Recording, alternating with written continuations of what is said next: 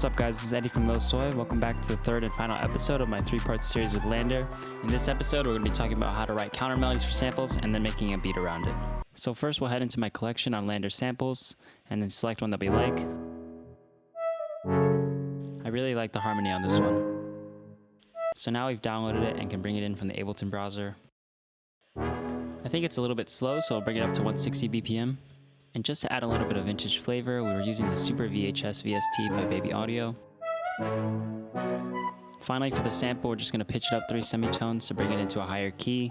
I'm going to rely on the counter melody to fill in the mids later, so I want the sample to take the highs.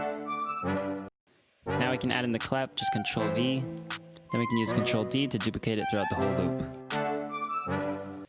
Now let's add in this rim. We'll add it on the signature rhythm spot.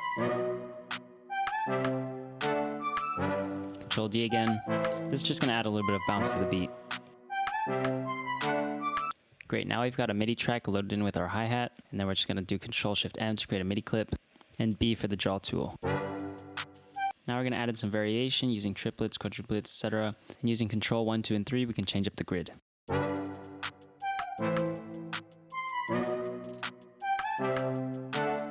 Kick, this is going to follow the same pattern as the 808, because we want it to hit at the same time. While this kick pattern is pretty standard, in the 4th bar right here, the kick comes in with the same rhythm as the sample, so it accentuates it. Same principle for the ending, but we added a little bit more. So now we're going to get into the counter melody writing. The first step is finding a sound that both contrasts and works with your sample. So I chose this smooth flute sound to contrast with the grittiness of the sample. And so now the samples at LANDR are labeled and categorized by key, so we can easily figure that out. This one's in E major, but we pitched it up by 3 steps, so it's in G. That was in E, up 3 semitones or notes, and it's in G major. So any of these notes are going to work well in our counter melody. Good notes to start a melody on are the 3rd or the 6th of the key.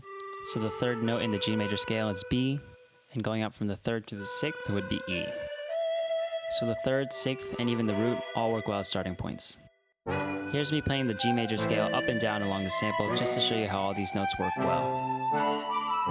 So knowing that these are the notes that'll work, it's all about just finding the right rhythms and the combination of what notes to play.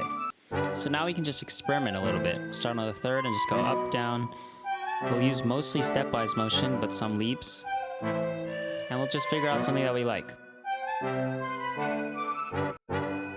I'm trying it again, but this time I come across this note. It's a D sharp, and if you look at the chord that's in the sample at the time, it sounds a little bit unexpected. And the note that's on top is the D sharp. So this is kind of like a stress note or a dissonance. It exists in the minor key, and using this note in the counter melody will definitely create some unexpected tension, working really well alongside the sample.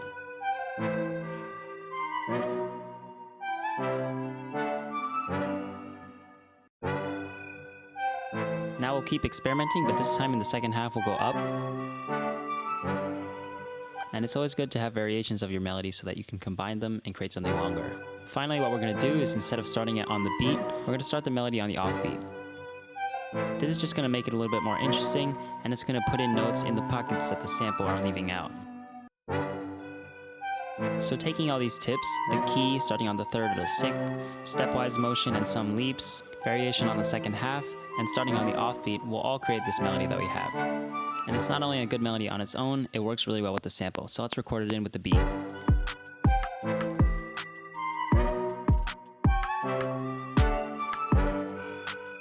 When using a sample and a beat, I always try to create some counter melodies so that I can add some original material.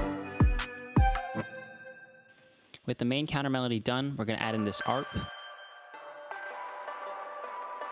This is going to be mixed in really low, so it's just going to add some rhythmic texture and grit in the background. The key to using an ARP for this type of application is to find a chord that works and then do some subtle changes moving one note at a time just to create some background texture. It is important, of course, to make sure that these chords work in the key.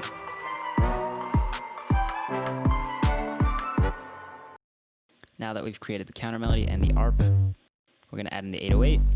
Creating 808 lines is very similar to creating the counter melodies in that you want it to be in the same key and you want to have a good balance of steps and leaps. So we found our notes, let's record it in. So there's D sharp / E flat, And that's creating tension that resolves upwards to continue the motion of the line. So that finishes up the beat. We took an eccentric sample from LANDR, added Countermelodies, an ARP in the background, our drums, 808, and here's the final beat.